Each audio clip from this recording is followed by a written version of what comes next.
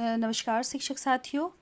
तो आज हम बात करेंगे कि रचनात्मक आकलन किस प्रकार करना है और कैसे करना है और किस सप्ताह से शुरू करना है।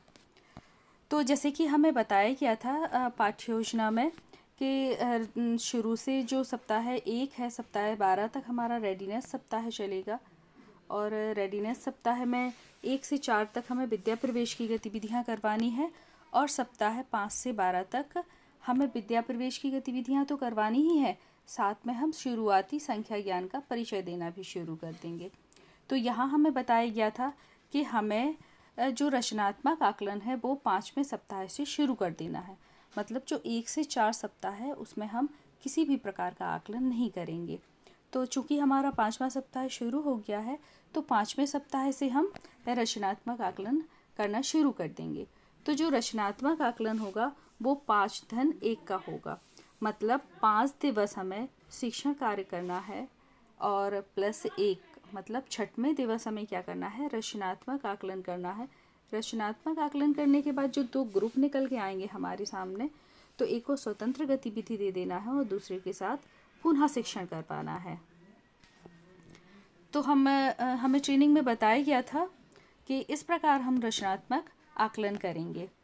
तो देखिए यहाँ पर लिखा हुआ है, मैं रचनात्मक आकलन जो करना है वो सप्ताह 5 से करना है।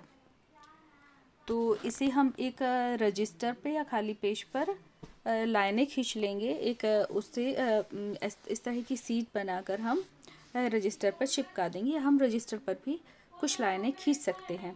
तो यहाँ पर ऊपर हमारे उद्देश्य हो जाएंगे, यहाँ पर सारे उद्देश्य लिखे हुए होंगे उस सप्ताह के और यहाँ पर छात्रों के नाम लिखे हुए होंगे। तो जो छात्र 1 है उसने पहला उद्देश्य पूरा कर लिया है, मतलब संख्या बोध हमारे उस सप्ताह के उद्देश्य हैं। मान लीजिए संख्या बोध, संख्या पहचान, संख्या लेखन और संख्या मान। तो छात्र पहला जो है उसने संख्या बोध है जो वो उसकी समझ में आ गया है, संख्या पहचान भी आ गई है समझ में, संख्या लेखन और संख्या मान उसे समझ में नहीं आया है।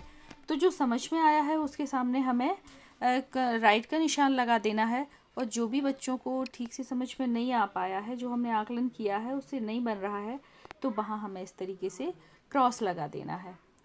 और ये सेकंड नंबर का जो दूसरा छात्र है उसे संख्या बोध ठीक से समझ में आ गया है, संख्या पहचान आ गई है, लेकिन जो संख्या लेखन है वो उस बच्चे को समझ में नहीं आया है, तो वहाँ पर हम क्रॉस का निशान लगा देंगे। तो इस प्रकार जो है हम बच्चों का आकलन करेंगे, रचनात्मक आकलन। फिर हमें बच्चों के 2 ग्रुप बनाना है।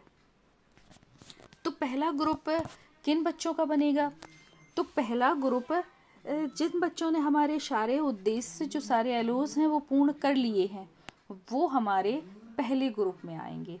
जैसे यहाँ पर देखिए आप, चौथे नंबर का बच्चा छात्र क्रमांक 4, इसने हमारे जो उद्देश्य हैं दिए हुए वो पूरे कर लिए हैं। छात्र नंबर 5, छात्र नंबर 6 और छात्र नंबर 9, ये 4 छात्र हमारे स्वतंत्र गतिविधि में आ जाएंगे। और बाकी के जो ये छात्र हैं, जैसे छात्र नंबर 2, छात्र नंबर 10, ये आ जाएंगे सेकंड ग्रुप में। और ये छात्र नंबर 3 और छात्र नंबर 8, ये आ जाएंगे हमारे पुनः शिक्षण वाले ग्रुप में, ग्रुप नंबर 3 में। तो जो ग्रुप 2 और 3 में आएंगे उन बच्चों का हमें पुनः शिक्षण करना है।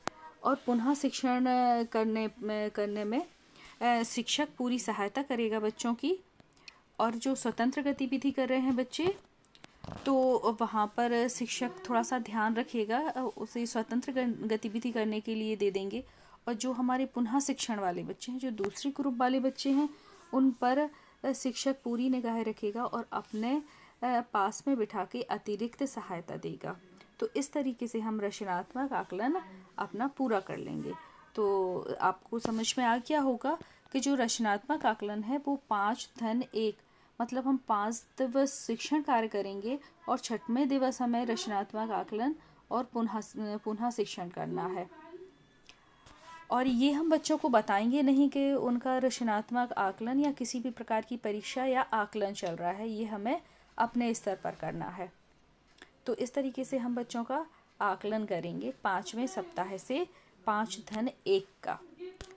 तो अगले वीडियो में फिर मिलते हैं, तब तक के लिए नमस्कार।